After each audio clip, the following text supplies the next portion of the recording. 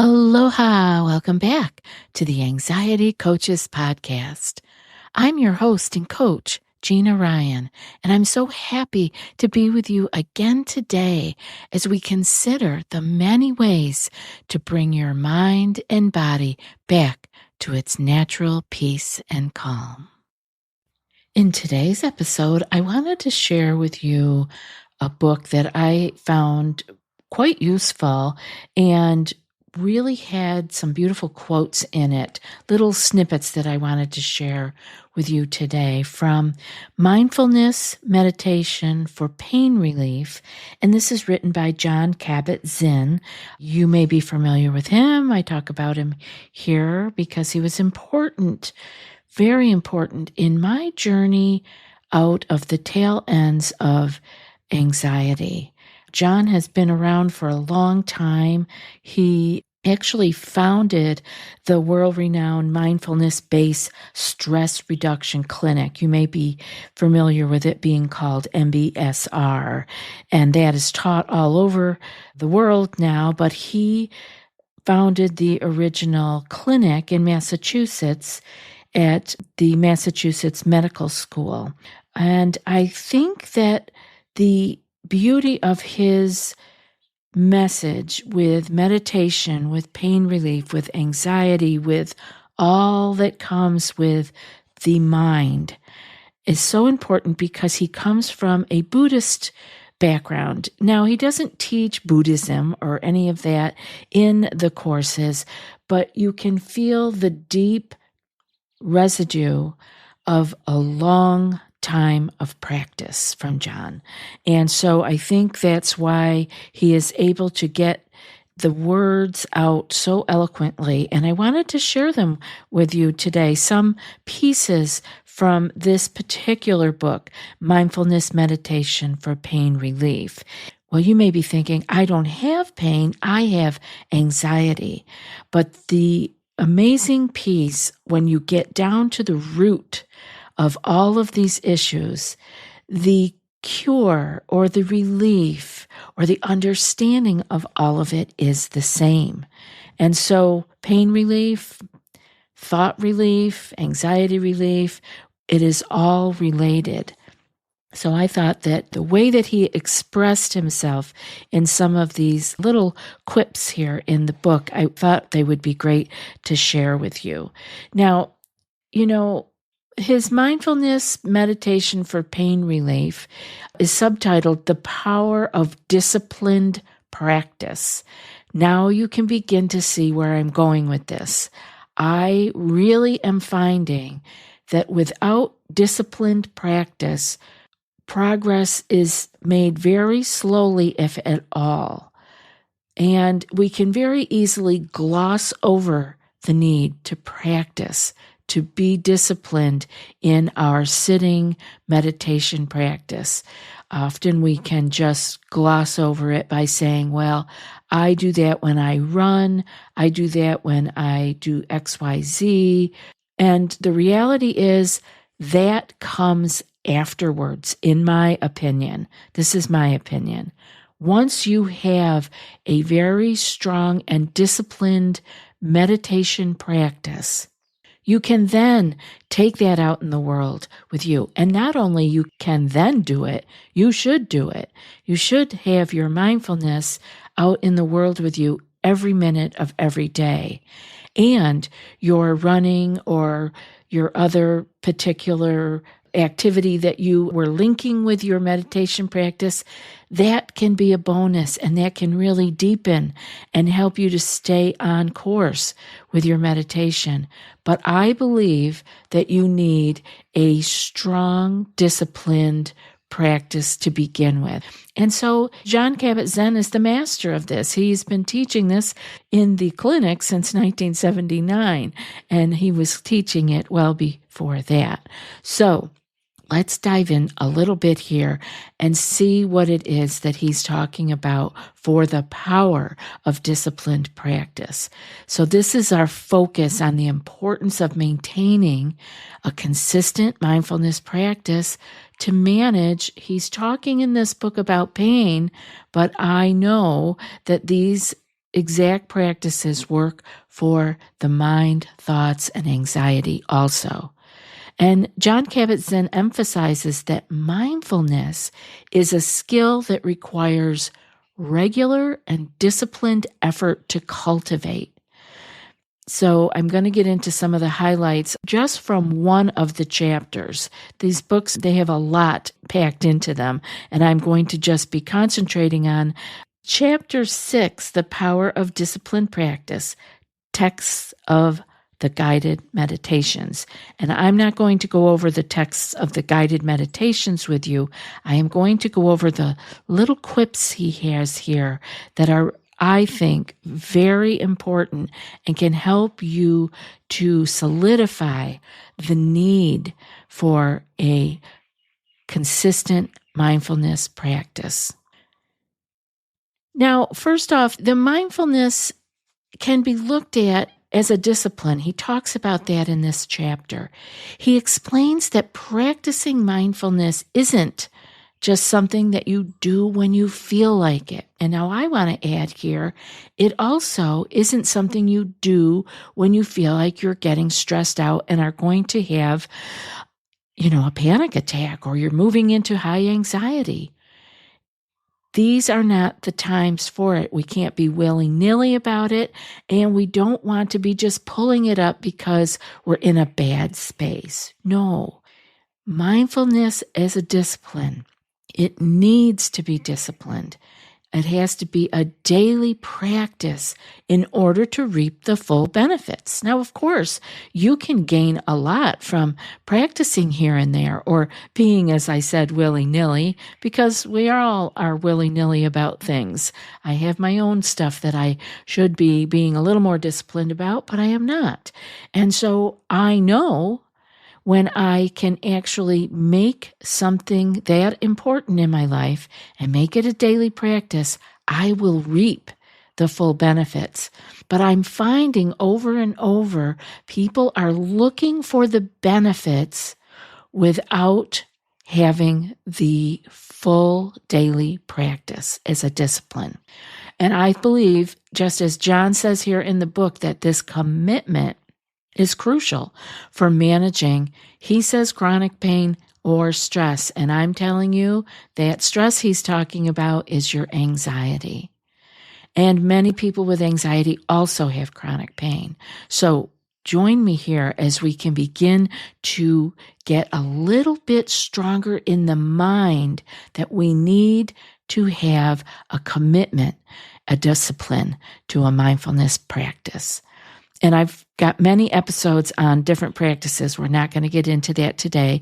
We can maybe do something more in the future, or you can look up those from the past. Lots of meditation episodes. You can put the word meditation in your search bar, and I'm sure you will find some that are appropriate. Now, Jon Kabat-Zinn also says that practice is an ongoing journey. He describes mindfulness as a journey rather than a destination. And of course, I love that because we are always in life being given the opportunity to practice in our daily life our mindfulness and stay out of high anxiety. The practice, he says, doesn't promise immediate kind of results. And that's something I'm always trying to make clear. We don't practice it when we are anxious, when we are feeling high stress. We practice ahead of time, like taking vitamins, because the practice doesn't promise immediate results, but rather it builds resilience and greater awareness over time. Jon Kabat-Zinn likens it to physical exercise. This is the perfect way to look at it, where the long-term rewards come from persistence. I'm sure you can begin to feel this, the persistence, the discipline, and what we gain from that. But we have to put the work in. Another point that he makes is that learning to be with your pain, and I'm going to add in there your anxiety, rather than reacting against it. This is what we always talk about, right? He's encouraging you to learn to be with your pain. I've asked you over and over to sit with your stress. Claire Weeks teaches to go through and float with the anxiety that we are feeling. We don't try to react against it, get rid of it. But by using mindfulness, Jon Kabat-Zinn says, you can shift your relationship with pain, and I'm adding in stress and anxiety, and approach it with a sense of curiosity and openness rather than resistance. Does this all sound familiar? We have talked about this here in many different ways. But again, I like the way that Jon can get a point across, and that's why I'm going to share some of these quips with you in another minute. The other thing that we have to do is, according to this chapter in the book, he is emphasizing the need to practice without specific expectations or a desire for immediate results. Now, does that sound familiar? We are often looking for the quick fix, the magic bullet, the pill that will give us the immediate results. This is not what we get when we practice mindfulness for stress, anxiety, and pain. We practice without specific expectations or even the desire for immediate results. And that is, as I have talked about here in other episodes, that desire for it to be gone is a stress in itself, and it is telling our mind that there is a problem and that we must continue to let out these stress hormones. No, we have to let go of that desire for immediate results. Letting go of attachment to the particular outcome is key in the process of mindfulness and pain relief and stress reduction. And finally, the chapter stresses patience as an essential part of a disciplined practice. I know anybody who has anxiety doesn't have a lot of patience. I get that. I didn't have patience to feel better either. I wanted to feel better immediately, but it doesn't come that way. So we need to practice and cultivate patience. It's an essential part of the disciplined practice. Understanding that progress may be slow but steady really allows for a more compassionate relationship with oneself and the pain.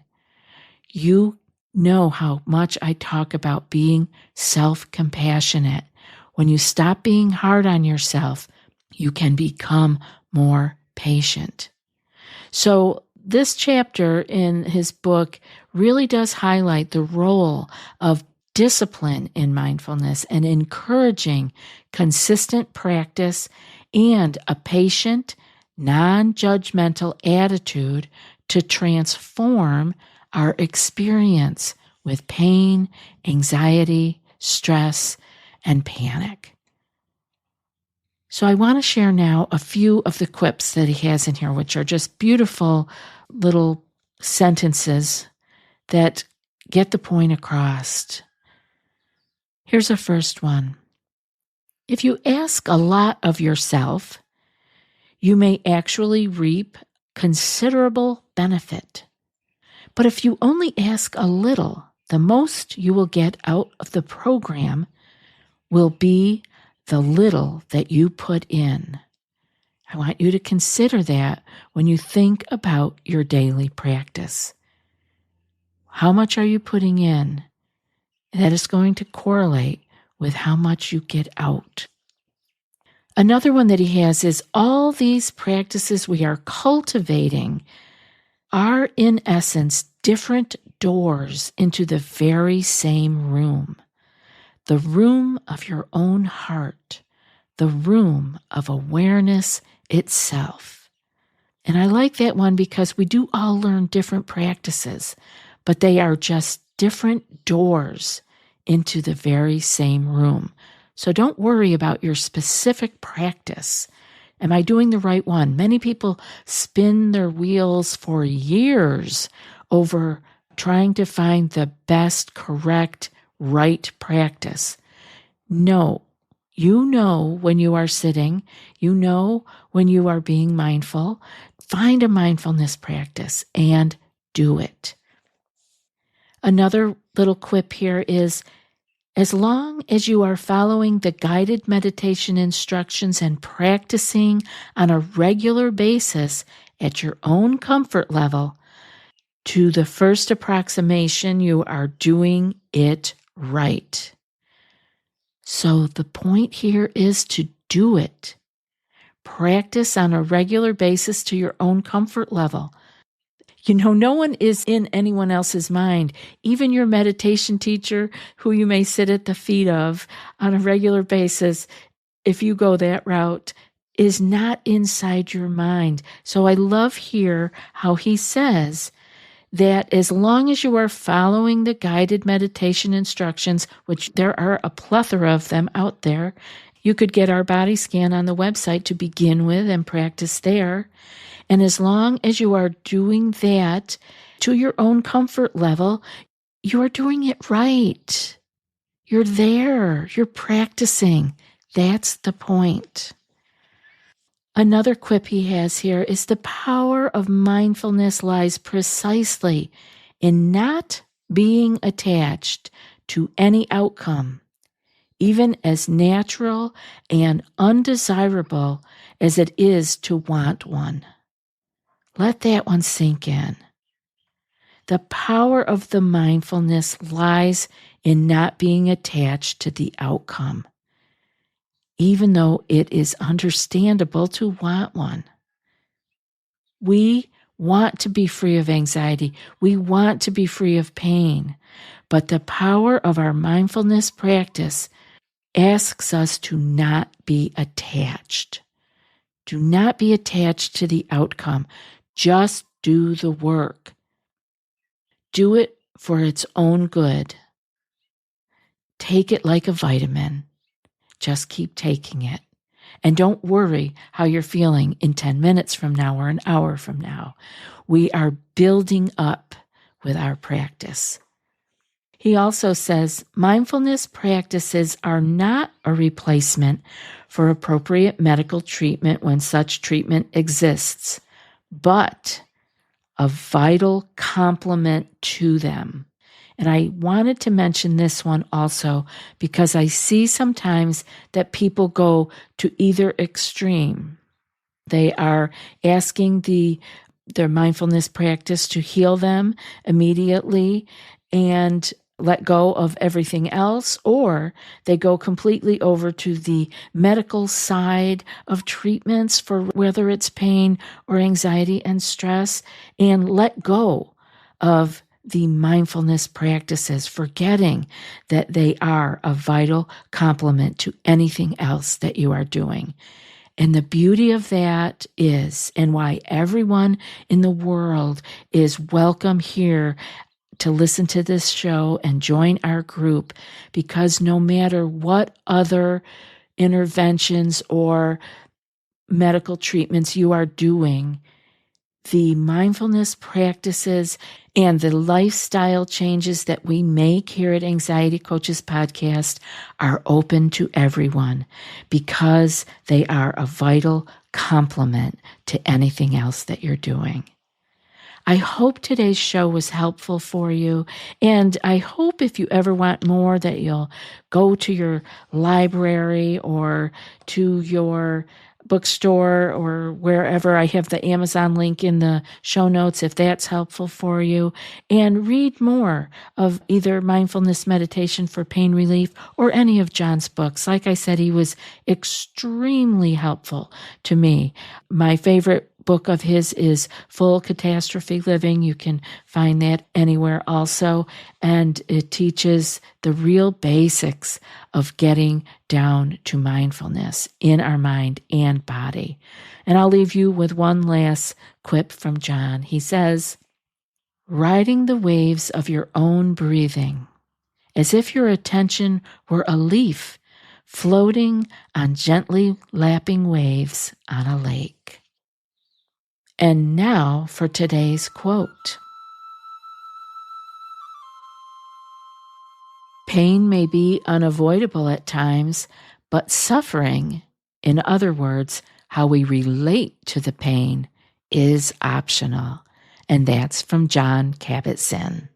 I'll be back in a few more days with another podcast. Until then, be well and aloha.